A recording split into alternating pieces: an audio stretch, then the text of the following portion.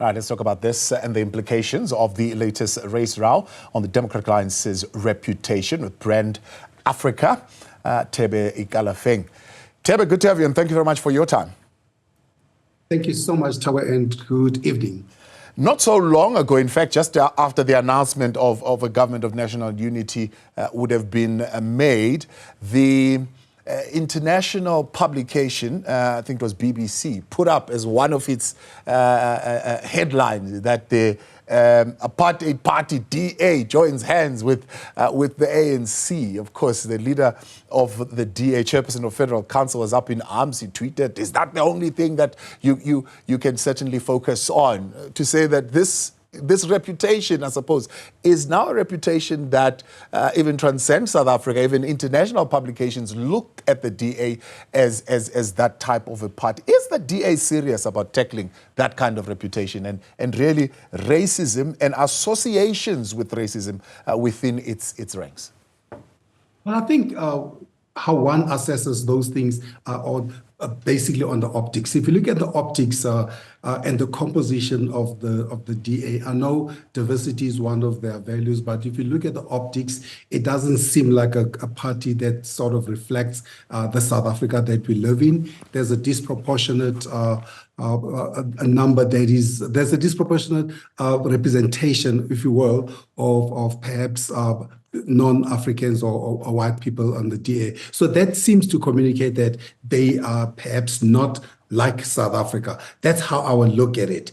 Whether they are serious about it, you can only confirm that by the actions, right? And the actions will then reflect in the optics. And so far we can say we're not quite sure, but maybe now in the GNU, there'll be a concerted effort to try and look South African. So, I mean, many would have looked at the response, at least the knee-jerk reaction. The party went on the defensive, said, no, these are deep fakes. You know, they came up with some kind of excuse. The party leaders reflected on it. They said, no, it was too long ago. And of course, when they saw the momentum gaining, and in fact, it was indefensible at some point. The best response from their statement, at least, is the use of execrable language is unjustifiable. I mean, that's the best that they could actually put together. Many read that as a behavior that seeks to justify this behavior. Right. I mean, I saw that. First, I had to go Google the word because it was a rather a heavy word. I've never heard of execrable word before. Yeah. But then I grew up in a township, so you can't expect me to go that far. But I think, to me, the first thing that I did, I said, let me just quickly check the values of the DA, which is about freedom, fairness, opportunity, and diversity.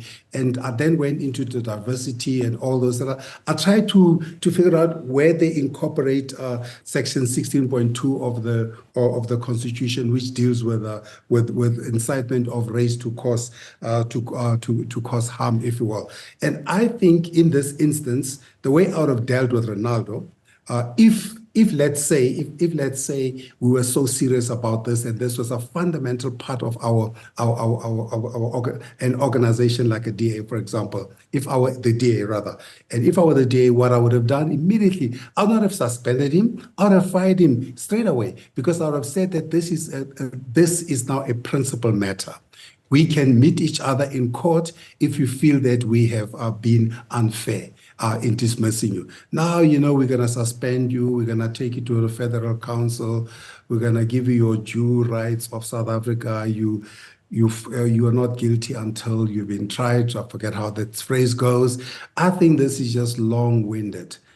The guy clearly is a blatant racist. And it is part of his DNA, because this is all not new. This is all dating back into the early 20s, 2009 or 7 or so, when he was perhaps still a student. So he was displaying then who he is.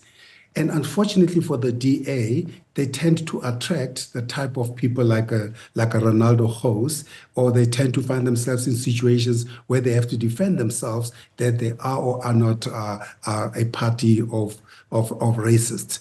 To me, that's the unfortunate part for them. Thebe Ikalafeng, I appreciate your time. Thanks so much for coming on, joining us this evening. Brand Africa's Thebe Ikalafeng.